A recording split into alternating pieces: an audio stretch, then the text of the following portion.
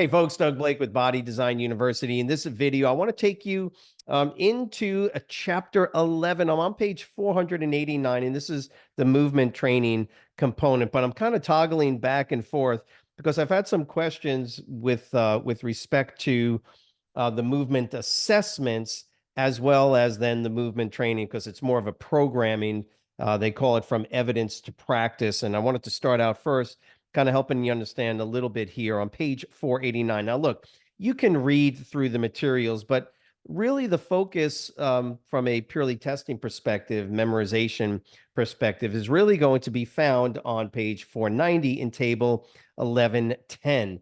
Now, there's a lot of information here, but ACE is really good when it comes to kind of directing you to what you should be thinking about and considering. And that's why they have those three, the levels, the functional, the movement, and then the load phases of the muscular training component to the IFT model. So it makes a lot of sense. And, obviously, as you're going through it, it's a really good idea from from a purely memorization perspective is to use these tables effectively. Now, I just want to help you in that respect because table 1110 is really the primary area when it comes to understanding programming, what you should be doing. So I'll get to that in just one second. But like I say, I toggle back and forth. I just want you to keep in mind that the assessments component are really important when you're looking also at the programming, right? You should know obviously the movement assessments because the movement assessments are going to be based basically on the 5 primary movement patterns, and that's going to be the bend and lift, single leg pushing, pulling, and rotation. Again, it's a really important chapter. That's chapter 10. That's very important. Know those assessments, but then it's a good idea to kind of understand how that is used when they're talking about the actual movement training. So it's the second of 3 phases in the muscular training component of the IFT model, which is the movement training. It includes exercises that are categorized based on the 5 primary movement patterns. Again, we just talked about that. That's why I toggled back and forth. So I hope that makes sense. I'm trying to help you kind of connect pieces of the puzzle. Quite often, what I get from students asking me, or well, shall I say, complaining to me about the ACE materials is there's so much of it. Well, this can kind of connect some of the dots for you. Knowing the movement assessments, appreciating what they're trying to do, and then you move over here, and this is kind of what we're now moving into next. And there is a connection between those assessments and the actual sort of programming, or what they call from evidence to practice. The training focus, blend of neuromotor flexibility, muscular conditioning, it's kind of what you're dealing with in the movement training phase. The focus is on developing movement efficiency, essentially teaching clients to perform the 5 primary movements effectively in all 3 planes. So that's great. Training these movements will improve the client's ability to perform yada, yada, yada.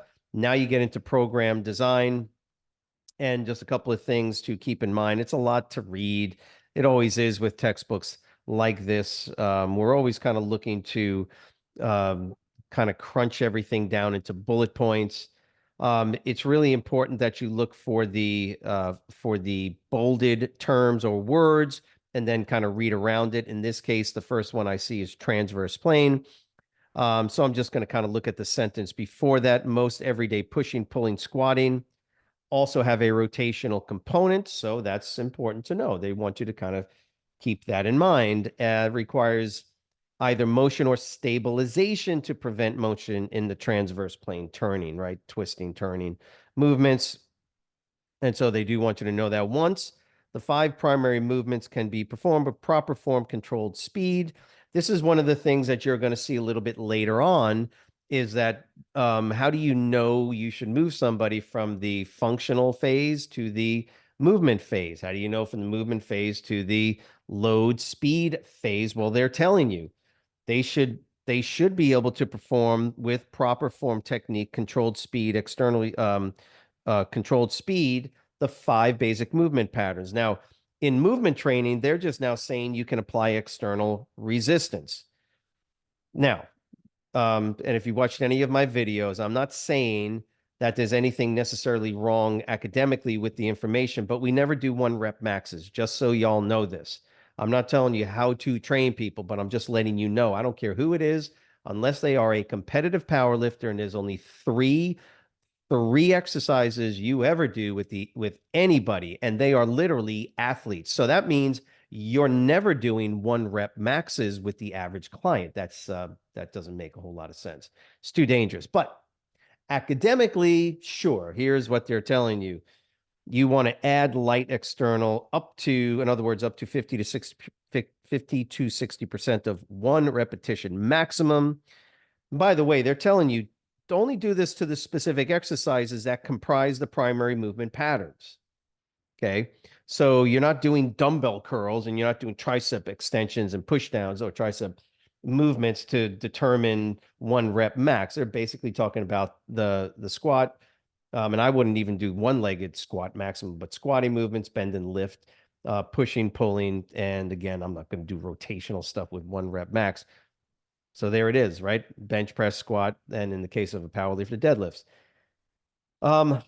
So as you get through this, just keep that in mind. There's some information in here. Generally, if you don't know already, read the first sentence and the last sentence in a paragraph. That's generally where you will find summaries of the entire paragraph. Okay, but now let's get to table 1110, the FIT VP. This is a major area of memorization. Okay, and the way you normally do that is grab your pen, paper, and just rewrite this stuff. However, I will say this, that because you're dealing with full sentences, try and compress them down.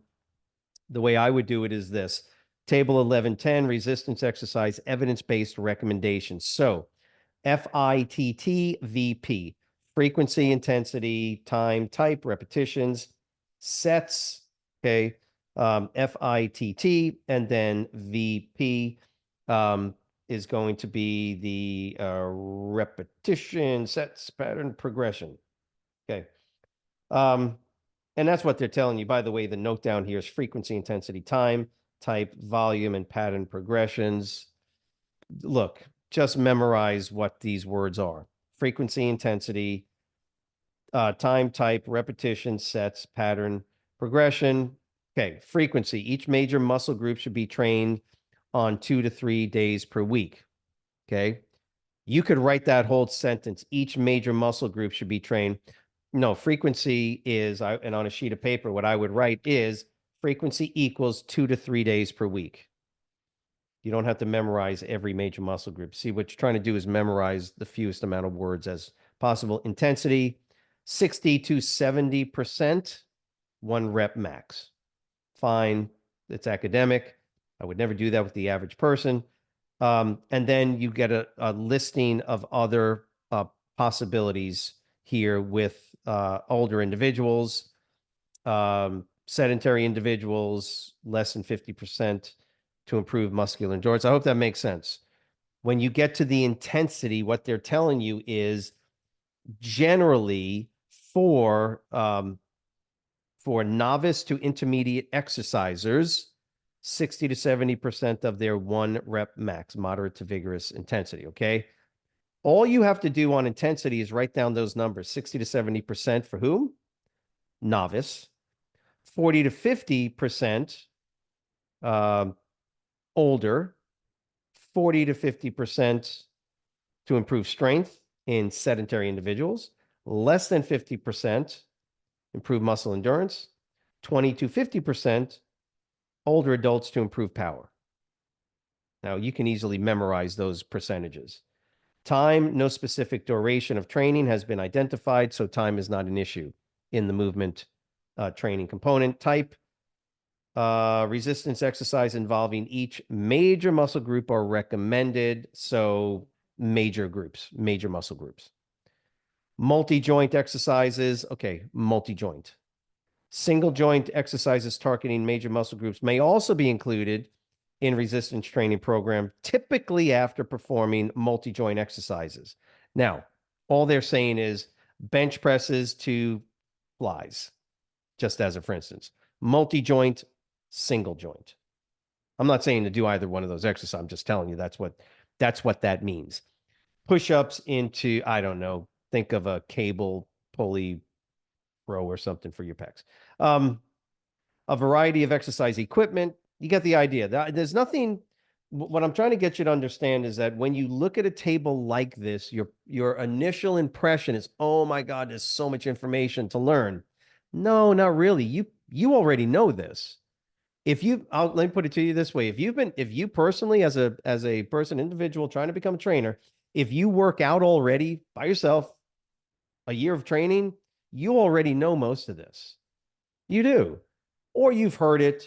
Do yourself a big favor, write the stuff down. But for most of it in this particular table, you probably already know some of this stuff. So it's not like you have to memorize a lot. And then if you kind of squeeze it down to a word or two, you'll be amazed. You'll be able to memorize table 1110 fairly quickly after you write it over a couple of times.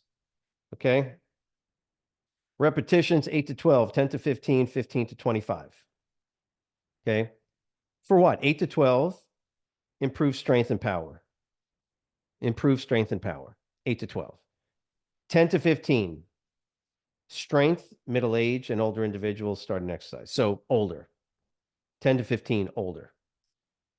15 to 25, muscle endurance. Okay, I would hope you would know that. Anything above 15 to 20 repetitions on a resistance training exercise is helping to build muscular endurance, not cardiorespiratory endurance. Number of sets, 2 to 4. A single set can be effective, especially among older novice exercises, fine. Less than 2 sets are effective in improving muscle endurance. Why? Because your repetition range. You're probably not going to do 5 sets of 25 reps. You would do 1 set of 25 reps or 2 sets of 25 reps, and that's about it, right? Because the total volume of training is significantly high, even though your resistance might be relatively low. Your pattern is essentially your rest intervals of 2 to 3 minutes between each set. Okay, that's fine. Rest of greater than 48 hours between sessions for any single muscle group is recommended. Sure, it's their book. It's their research that they use. This is not it's not unreasonable. You just got to understand that you're memorizing this for testing. You're not necessarily implementing this. Remember, 48 hours, that's 2 days. You train somebody hard enough on Monday on their pecs and their shoulders, they're still going to be pretty sore by Thursday, even Friday. Depends on the person and their level of fitness, but you get the idea. You're memorizing this. Progression, gradual progression of greater resistance and or more repetitions per set. The standard progression with your average client is if you're trying to go heavier with weights, if that's your goal, you up the repetitions first, and then once you hit your goal repetitions of say 15 or 20, whatever the case is, add 5%, maybe on a multi-joint exercise like the squat, 10% of whatever weight you're using, and then you would drop your repetitions now back to the original 10 or whatever you started with. And so that takes care of table 1110. There's a good apply what you know box here on page 491, and that takes you into the load and speed training. I hope this was helpful because sometimes just kind of fleshing out what you're reading and kind of understanding a little bit more about the table itself can help you in your studies. And I'm hoping that that's what this video did for you. Please remember, give us a thumbs up and let us know if you have any other questions related to this particular topic. Remember, share the video if you want, and remember to subscribe as well. Have a great week. We'll see you next week.